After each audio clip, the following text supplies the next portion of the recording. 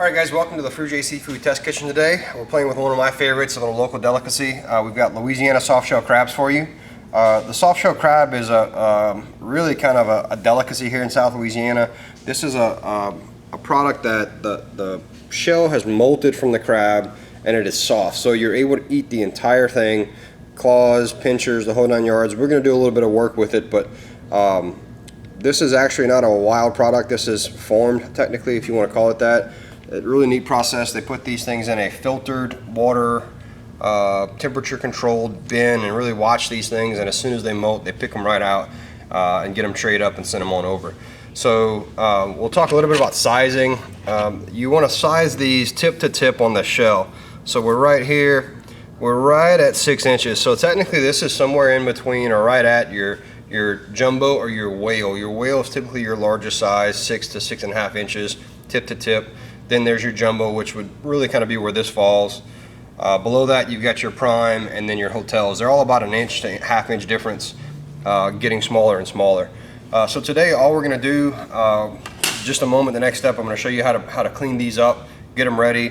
We're going to get them battered up and deep fried and just put together really kind of a basic po' boy sandwich, or a sandwich that's really popular here in South Louisiana. And we're just going to fry them up and have some lunch. All right, now to break these down, really all you need is a set of office scissors or kitchen shears. Works just fine. The first thing you're going to do is cut right across. This is the crab's face. You can see the eyes. You want to go ahead and basically kill the crab first. Just cut right across the face. We're going to discard that. You want to open the flaps of the top and remove the gills. Now the gills are basically, they're edible, but it's really not very good, not very good texturally.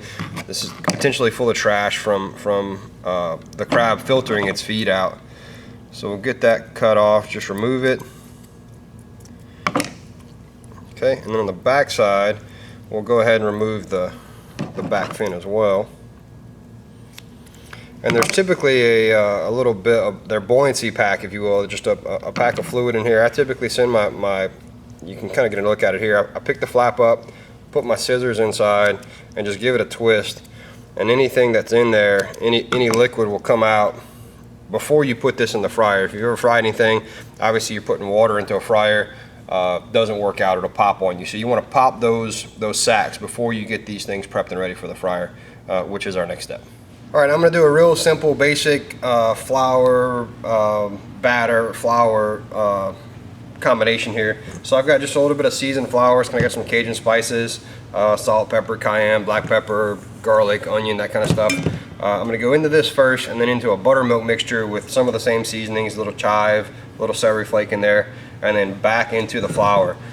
So your first run here in the flour is just to give the buttermilk mixture something to stick on. You want to get the crab nice and coated. Okay, and you want to give it a good shake at this point. Knock all the excess off before you go into the liquid. And we just want to get them fully submerged. And then back into our dry mix. And I've got a little extra flour here that I'm gonna dump right on the top, just to give our crab a nice amount of flour to get coated in. Give it a toss. And for presentation, you really want to make sure that you're getting your legs and your claws coated individually so they don't stick together when they fry. It's going to look much better on the plate or on the sandwich or whatever you're doing with it. Get both sides real well.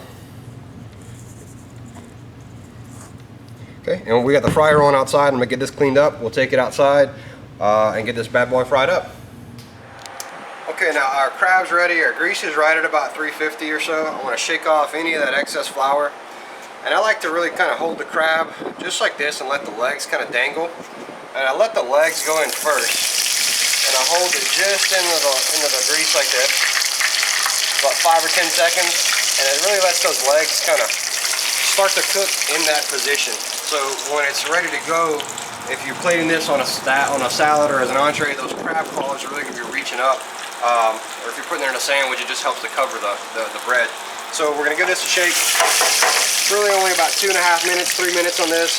Crispy, crunchy on the outside. It'll be cooked and warm throughout. We'll get it out once it's ready. Season it quickly with a little salt and pepper. In the meantime, I'm going to go ahead and get our bread in the oven, get our sandwich. All right, now our crab's been in the grease for about 2.5, 3 minutes in the fryer. I'm going to pull it out. As you can see, it's nice and golden brown. You really can't tell, but it's nice and crunchy as well.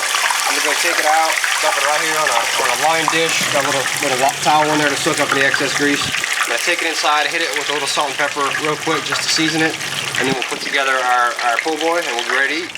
All right, now we brought our crab inside. I've got our French bread out of the oven. Now this can be the make or break for a po' boy. You really want a nice Cajun French bread. It's nice and soft in the inside, kind of crispy crunchy on the outside. I threw this in the oven for about 2 or 3 minutes to heat it up. You really want to try to find something as authentic as you can. I'm just going to take it and kind of split it in half, not quite cutting it all the way.